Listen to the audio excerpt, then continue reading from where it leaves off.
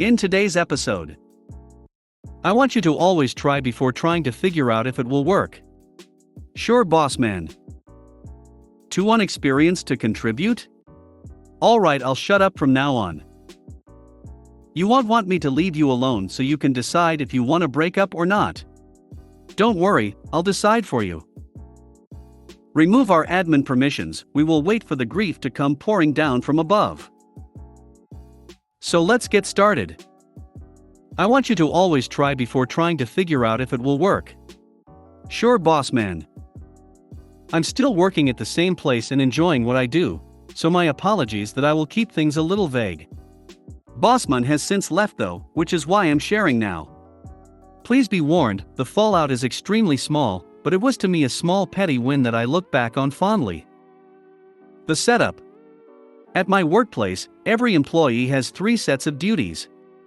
The first set of basic duties is the same for each and everyone, which is a prescribed number of hours per day for which we are rostered, with the total number of hours a week ranging from 10 to 28 hours depending on whether you are middle management or an ordinary employee such as myself. The second and third set of duties are highly varied, and are organized into various committees which an employee can technically change between every year. Some involve heavier working hours or planning, whereas others involve more menial, simpler tasks. As you may imagine, rostering the prescribed hours for employees must be a heavy affair, and there must be a committee to oversee it.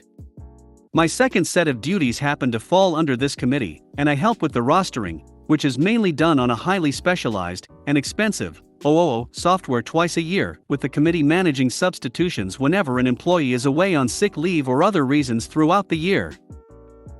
Although it was my first job, I had been personally trained for 2 years by my predecessor in the committee, who was due to retire. At the time of the malicious compliance, I have been a valued member for 3 years who have made noted contributions towards the rostering processes. Now onto the malicious compliance. As usual, our story starts when a new boss came into our workplace, whom I shall call Bossman going forward. There are usually 2 or 3 bosses of equal standing above our middle management. Now Bossman fancied himself a people's person, who would often listen to the grievances of ordinary employees and try to find ways to change things such that ordinary employee satisfaction could improve. Now this would usually be a good thing, except that he would entertain unreasonable requests as well. This resulted in time wasted trying out untenable solutions, or situations where work was shifted around such that it became unfair to other individuals. As you may expect, this usually caused new grievances, and then work was shifted back to how it was originally allocated because that had been the most fair in the first place. We had to interact with Bossman quite frequently as some grievances had to do with rostering. As Bossman had had some experience in said committee in the past elsewhere, he fancied himself an expert in what we were doing. We frequently found ourselves explaining to him why certain grievances were unreasonable, and we could not accommodate the requests during rostering. Finally, it reached a point whereby he said something along the lines of, "I want you to always try before trying to figure out if it will work." Now, we work 5 days a week. One of the instructions he had given us, along with that ultimatum, was that one particular employee be prescribed no more than 4 hours a day, with a total number of 26 prescribed hours every week. Those of you mathematically inclined will see where the problem is. 26 divided by 5 is equal to 5 hours daily with 1 left over. There was no way we could follow his instructions unless the employee came in every day of the week. But oh well, Bossman wants what Bossman wants. None of us said anything to Bossman and proceeded to run the software, producing multiple failed rosters as the software could not produce a full roster for everyone. But man, did we keep trying. The fallout. Eventually, Bossman came to check in on us and our progress as we were behind schedule, since the roster also had to be vetted by middle management and managers were wondering why Bossman had not given the go-ahead for any copies of the roster. The manager for our committee, who's really awesome and tactful, informed Bossman that no full roster has been produced, as we were still trying to get the software to ensure that particular employee did not have more than 4 hours rostered per day.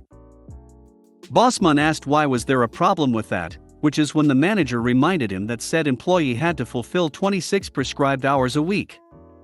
Bossman was confused as to why we did not bring this up earlier, as it was clear that this set of conditions isn't logically possible. Manager tactfully reminded Bossman that he had given us these conditions along with the instruction to try first before trying to figure out if there were any problems with the conditions he had given us. To be fair to Bossman, he took it in his stride and approved the suggested changes we requested to the set of conditions he had given us on the spot. We delivered a satisfactory roster to him by the end of the same working day. For the remainder of the time he was with us, Bossman would actually listen if we proposed changes or protested to some of the unreasonable requests with regards to rostering without requiring us to waste time trying it out first. Clarification before some of you point out that the particular employee, who is supposed to have no more than 4 prescribed hours a day, is the one at fault. Said employee had actually requested to have lesser prescribed hours in a week, as an average worker usually has 20 prescribed hours a week, and it's only when we are extremely short-handed that a handful of workers go up to the maximum of 28 prescribed hours. This is so that we have time to complete our other 2 sets of duties as well, which are not counted towards these prescribed hours. For some reason, Bossman saw the solution as to reduce the number of prescribed hours per day, without lowering the total number of prescribed hours in a week. Too inexperienced to contribute? Alright, I'll shut up from now on. Hi, everyone. First-time poster. Mandatory mobile disclaimer and all. Not a native English speaker, but I'm okay. This isn't a big MC heavy with consequences. I started as a nurse a few years ago. After being oriented in the ER, I got a position on a cardio unit in the same hospital. The manager of this particular unit was one mean old nurse pretty much everyone hated except a select few on the day shift. I was night shift. Now a little personal background. When I started studying as a nurse, I had the chance to meet and spend a day with a primary care nurse practitioner, NP. She inspired me to become one as well. So very early on in my training, I knew that's what I wanted to be. I worked hard to have good grades in class, and even outside my classes, I was reading on the Merck manual, learning with osmosis, and reading scientific articles to increase my knowledge faster, knowing the job I really wanted required more advanced knowledge than what is required of a starting nurse. One night, my colleague is checking up a patient's file and asks out loud why the cardiologist prescribed colchicine for a patient with pericarditis. I knew the answer, so I informed her. She looked at me for a few seconds and said okay. On the morning of the next day, my boss calls me in her office and sits me down. She said she received a complaint that I was speaking out of turn at the station, and she agreed that I was too inexperienced to offer advice, counsel or information to nurses with more experience. She said I should keep my comments to myself until my place is secured in the team. Now keep in mind I didn't intrude on a conversation or read over her shoulder. She asked a question out loud and I thought I was helping her by answering. What I told her was right. The following nights I didn't peep a word, nor any other night. Anytime my colleagues had a theoretical question or wondered something aloud, I stayed quiet and kept my head in my files. If they needed physical help, I'd give it without a word. Once they even mentioned how quiet I was and I told them I was told not to offer my opinion at the station, and it cast a chill, but they didn't push anymore. After a few months I left that unit to go back to the ER, where I was truly appreciated and felt a part of the team. I'm now in a NP program. You won't want me to leave you alone so you can decide if you want to break up or not. Don't worry, I'll decide for you. About 3 years ago now, I was in an abusive relationship. Sure, he never put a hand on me, but the emotional damage lasted a long time. To make a long story short, his favorite game to play was pretending that he was going to take his own life, and I was the only person in the world who could stop him. I'm sure you don't need any more explanation to understand his character.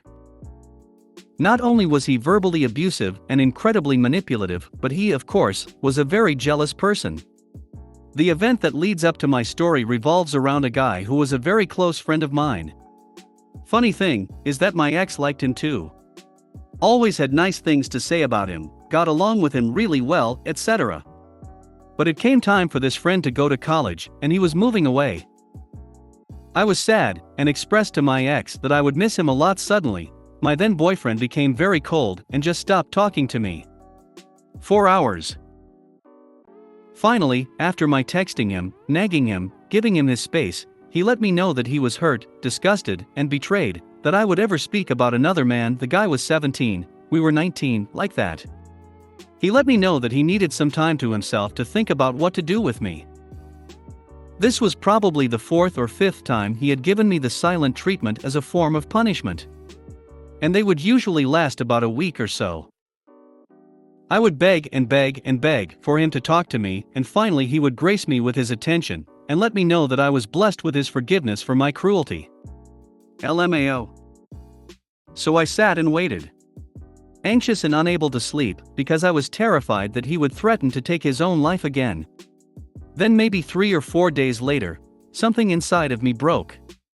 I realized how peaceful things were for me when I wasn't talking to him. All of a sudden, my rose-tinted glasses came off and I realized that I had lost attraction to him a long time ago, and I was only with him out of fear. He was, physically and mentally, revolting. So I decided what I was going to do with him. Sure, I could just have blocked him, and maybe nowadays I would have. But at the time, this guy caused me so much emotional distress, and I wanted to make sure I rubbed it in. I decided to just stay silent, like he wanted me to, and finally about 3 days after I made my decision, he texted me. So, what are we? I let him know that we were done. I have never ever seen him backtrack so hard.